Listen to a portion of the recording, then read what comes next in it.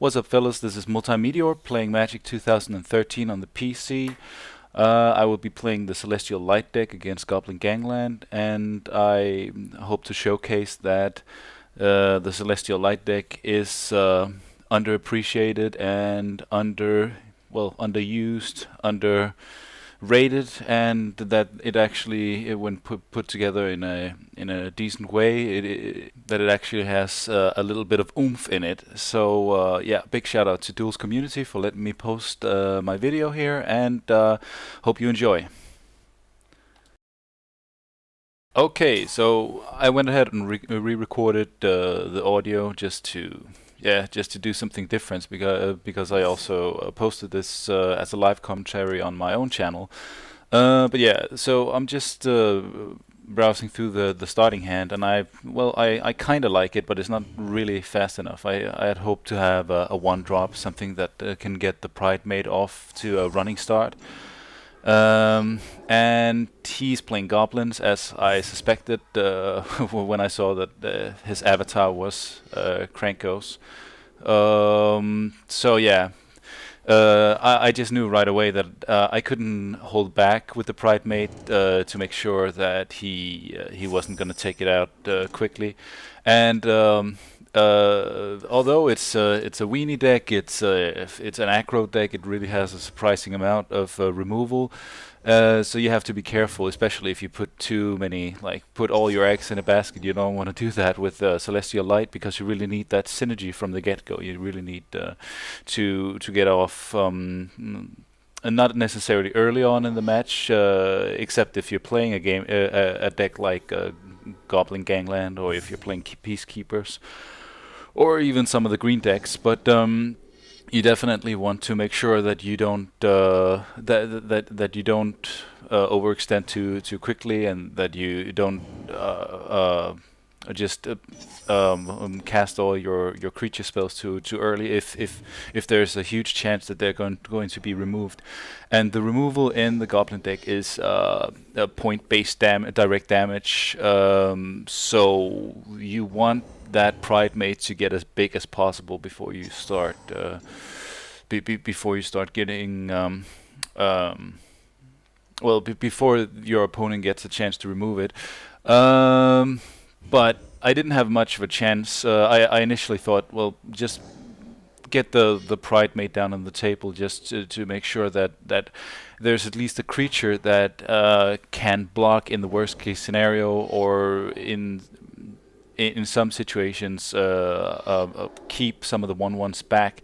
But him putting down the Bushwhacker kind of messed up my plans, and now he has a few different things. He has the Pile Driver, which is my main worry, but I do have two Chastises, and I have the Rock's Faithment. I'm just thinking to myself, should I cast the Rock's Faithment, or should I go for the Chastise? And I decide that I'm going to go for the Chastise, because I want to take that Pile Driver out of the game as soon as possible.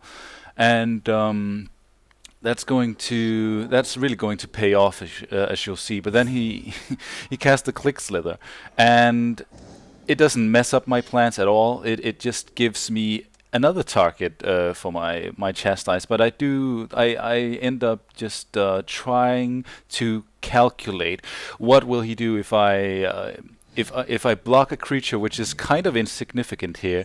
It's a 1/1, and it might make me come off as a bad player trying to block that when he has the Click Slither.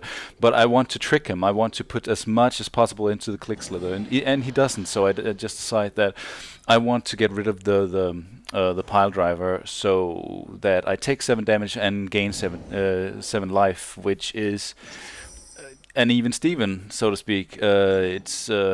Yeah, they just cancel each other out, and that puts me in a much better position, because he just sacrificed a creature. Of course, he would have died from my Pride Mate, but he lost 2 creatures that round. He's down to 3.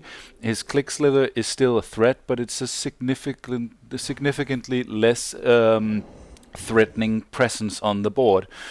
So I drew the swords to plowshare, which and I had that extra mana on the table, so that gave me the ability to put down the Rock's Faith Mender and still be capable of removal. Decided to try to trick him again, and first and foremost, I just wanted to block the biggest creature that was not pumpable, which was the I forget what it's called, but the 3/3 star guy, and so I decided to remove the two biggest threats on the table, and that is really where his chances are running low in this match. He doesn't have much else to do now. He has the two 1/1s, which are not going to help him at all, and I'm sitting pretty strongly because now I have I believe it's a 3/3 Pride Mate and a Rock's Faith Mender, and I just drew the Knights of the Meadowgrain, which is another life gainer, with First Strike, which, yeah, as you'll see in a short while, the First Strike with the life link is just such a neat trick, especially because some people get tricked by it. Some people really don't think about what lifelink or what the first strike does to the lifelink mechanic in conjunction with the Pride Mate. So he drew the Arm Stealer, which is a direct damage way to kill off my creatures, of course at the cost of his own creatures, which he has to sack. And he decides to kill off my Pride Mate, and who can blame him? That is really, it was a growing threat, but I'm not too worried about it. And he comes in with I forget what the name of it is, but usually you use that to kill off 2/2s, but he forgot that First Strike deals with that situation. So so yeah, there's that. So that was a weak attack. It was really nonsensical in a way. So second Pride Mate and maybe even the third, yeah, the third Pride Mate of the match, and I'm running all four. I'm running all four of those. I'm running three Soul Wardens, which I don't believe we've seen in this match, and I'm running the four Sarah's Ascendants because I want and two Knights of the Meadowgrain because I want a lot of weenies. I want a lot of 1 and 2 drops in this deck, and and chances are that you'll draw 1 or 2 in your opening hand, and there's a good chance that you'll draw them very often during the match. So, Reckless One is what it's called, of course. So, yeah, he's starting to build up his forces again, and I'm really not like the Day of Judgment is really not going to be an option here anymore. I kept the hand kind of because I wanted the Day of Judgment for being able to deal with if he had just pretty much overrun me with all the goblins. But here I'm trying to trick him again, and it just works perfectly because the guy doesn't know that the lifelink first strike combination is amazing. It makes it so that and he says GG, and this is where I start fumbling around because I want to say GG back, and I'm usually I played this game mostly on Xbox, just bought it on PC so I would be able to record gameplay on my new PC. Because I don't have a capture card for the Xbox games.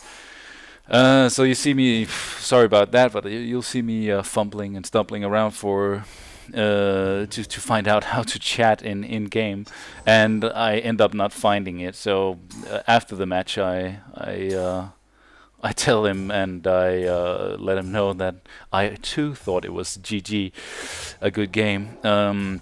But he was being a nice guy, and I liked it because I'm used to on Xbox that people are just raging and flaming. If I would have played, I recall when I played, I forget the name of it. I forget a lot of names in this game. I'm sorry, but in 2012, the blue deck, what is the name of? Well, you know, the counter illusion deck. Realm of Illusions, of course. every time or every other time I played that deck, people would ride me if they lost the match and just flame away, just go completely into troll mode, and it's kind of ridiculous in my opinion because, yeah, okay, so I digress. As you saw, I ended up just attacking with the 2/2 just to be a nice guy, a little bit gentlemanly, and he had pretty much given up at that point. When as soon as he said GG, you know that that match was pretty much over, and he knew it. But yeah. I think I'm going to stop here. I just wanted to showcase that the Celestial Light deck can be effective, and I have a whole series on that deck on my own channel. I'll try to do the same with all decks, one for each week. But yeah, the Celestial Light is pretty much underrated, and I can definitely see why, because it is a stall deck usually, and it is a little bit. It is a little bit of a flaky mechanic if you just play it in the way that it's all about stalling, gaining life, and your only way of dealing with any situation is to just gain life, so you eventually gain so much life that your opponent is facing an uphill battle. But I try to build the deck in a way so it's not just about making it an uphill battle in the sense that you have too much life for them to deal with, but actually using that life gain mechanic against the opponents, especially the ones that are playing direct damage or playing creature heavy decks or something, because when you get that synergy going, the deck is really powerful, and it is most certainly a viable option if you build it in a proper, nice, and interesting manner. And it is.